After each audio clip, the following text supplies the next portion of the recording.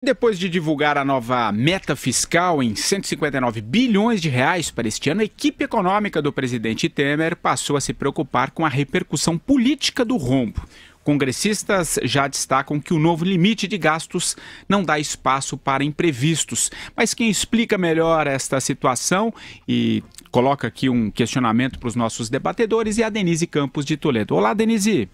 Olá, pessoal. Depois de muitas idas e vindas, saiu a nova meta fiscal, 159 bilhões de rombo nas contas neste e no próximo ano. Mas foi a versão da equipe econômica, porque havia pressão política por um rombo ainda maior, que poderia passar dos 170 bilhões de reais. E junto veio um pacote de medidas para tentar, de um lado, ampliar a receita, de outro, diminuir os gastos do governo, atingindo principalmente o funcionalismo, que já promete greves. Agora, a briga não acabou. O Congresso recebeu mal essa mudança da meta fiscal pelo receio, principalmente, de que não haja mais condições para a liberação de verbas parlamentares. E, ao mesmo tempo, a equipe econômica tem que administrar os efeitos, especialmente para o mercado financeiro, para a perspectiva ou credibilidade da economia brasileira. Henrique Meirelles até já conversou com as agências de classificação de risco para evitar um novo rebaixamento da nota do Brasil. E saiu, coincidentemente, a nota da Standard & Poor's, que até tirou a observação negativa que foi colocada na época da delação da JBS, mas mantida a perspectiva negativa, só que com um voto de confiança na disposição dessa equipe em executar o ajuste das contas públicas. O problema é que agora já se prevê rombo das contas até 2020, atingindo, portanto, o próximo governo que vai ter essa herança muito pesada de rombo das contas, inclusive com o adiamento do reajuste do funcionalismo para 2019. Um grande problema para quem se candidatar em 2018, não é? Não é, Carlos Andreasa? É, Patrick Santos. E eu, depois da Denise, né, fico feliz que ela participe para falar de economia aqui. Vocês sabem que não é exatamente algo em que eu seja especialista, não sei nem se eu sou especialista em alguma coisa, mas eu concordo integralmente com ela. É típico do Brasil, né? Isso acontece em todos os governos do Estado. Você cria problemas, soluciona-se muito poucos problemas. No entanto, empurra-se para os problemas, normalmente, para os próximos governantes. É o que se está fazendo agora, é o que se faz desde sempre, não é exclusividade do governo Temer. É preciso dinheiro, não há dinheiro, as receitas são frustradas, não há caixa, as contas só aumentam, a reforma da Previdência sumiu da pauta, não tem se falado sobre ela, é previsível porque a reforma política, esse puxadinho se impôs e nós vamos assim lidando com a falta de recursos e com o endividamento e arrolando as dívidas para o futuro. Você, Madu? Olha, começou a temporada de greves do serviço público. Isso é a primeira grande fato, né, que a gente deve esperar. E o que o Estado tem que fazer, o que o governo tem que fazer é enfrentar isso com coragem. Ou seja, enfrentar a greve do servidor público significa o direito de greve ser respeitado, dentro das normas. Então, agora é o seguinte, não pagar os dias parados, o nego não faz greve, tudo bem, vamos descontar os dias. Quando o cara for receber lá o contra-cheque, o olerite, vai ter lá descontado os dias parados, né? Não vai receber no final do mês, igual qualquer trabalhador, né, que faz greve no setor privado. E vamos à luta, porque o setor público brasileiro, né, nos últimos tempos, recebeu aumentos enormes, né, muito além da sua capacidade de produtividade, dos seus índices de produtividade, e deu o que deu. Deu um rombo tremendo nas contas públicas. Vamos ter que enfrentar esse problema e não achar que não é ameaça de greve. Façam greve, é o direito. Agora, a greve é luta política, né? Vamos ver quem é mais forte, se é a sociedade ou os funcionários do serviço público. É isso que vai acontecer, né? Vamos explicar politicamente por que é inviável você carregar um Estado tão oneroso, né? Você tem praticamente 95% dos gastos. Folha de pagamento, benefícios, pensões, né? Então, a firma quebrou, a casa caiu. E agora, como é que fica? É isso que vai acontecer. Como é que fica, Vera?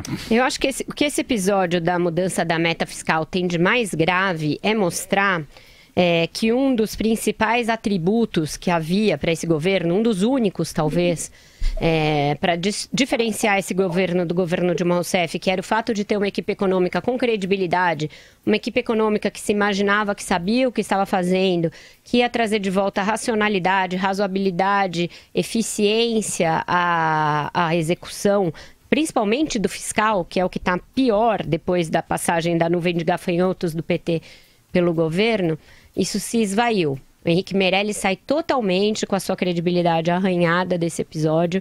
Ele mostrou que não conseguiu entregar aquilo que era a sua principal atribuição entregar. Mas será que não se deve muito à crise política também? Se deve muito à crise, mas se deve muito a erros de cálculo lá atrás, Patrick. Porque eles contaram com receitas na cloaca da galinha, que não se concretizaram. Ele demonstrou um profundo desconhecimento das engrenagens políticas necessárias para aprovar receitas que foram colocadas no cômputo daquilo que ele apresentou. E esse número não é um número que ele apresenta só para nós. Ele tem importância internacional.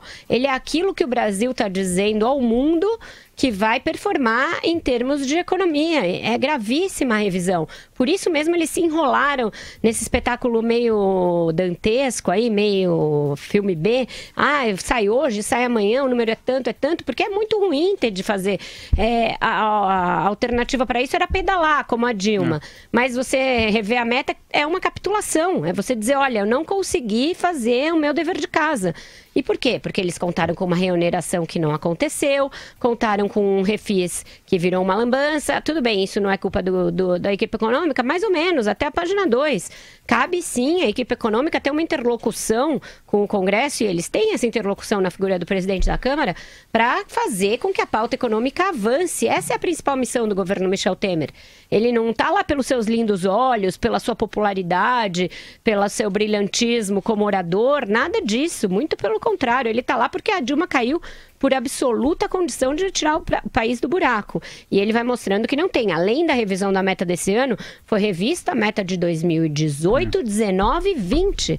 A gente ia ter um superávit em 2020, segundo a previsão, depois de 7 anos. Nosso último superávit foi em 2013. Nem isso mais. A meta de 2020 passou de um superávit de 10 bilhões, que é quase um empate, né? Quase 0-0, isso é muito pouco, para um déficit de 65. Então é o buraco do Brasil se acentuando, é a equipe econômica do Temer cavando com a pá para manter o país no buraco. Viramos a página ou quer falar alguma coisa, Patrick Santos? Eu queria falar só uma coisinha. Claro, vai lá. Vai, Fala, Andreasa. Então vamos lá. Vai você, Andreasa. Não, eu queria elogiar as imagens animais da Vera Magalhães que ela usou hoje e pedir licença para usar doravante. Cloaca da galinha, sensacional, e sobretudo nuvem de gafanhotos do PT. Sensacional. Posso usar, Vera? Pode, à vontade. Cuidado só para a nuvem de gafanhoto não baixar aí. Muito obrigado. Poético e elegante. Me lembrou Coloca nem tanto. Me lembrou aquele programa do Acoelhar. É verdade, nunca mais usou o verbo acoelhar aqui. A cloaca é elegante. Mas eu queria falar só uma coisa rapidinho, é que o Henrique Meirelles se mostra como um operador político péssimo, porque o ministro da Fazenda, ele tem que ser um operador político também. Não adianta ser ele só ser um tecnocrata, estabelecer metas. Ele tem que operar junto ao Congresso para que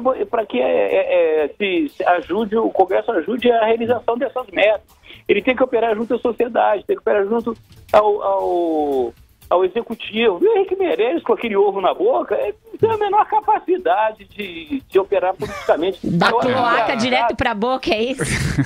Eu acho engraçado ele ter veleidade de se achar que queria ser candidato a presidente da República. Ele foi presidente do Banco de Boston, isso não tem nada a ver com o presidente do Brasil, entendeu? Agora, outra coisa que fica patente nessa história toda é o próprio Henrique Meirelles pedir um waive, né, pedir um prazo maior aí de 3 meses para as agências de classificação, porque aí a economia brasileira vai melhorar.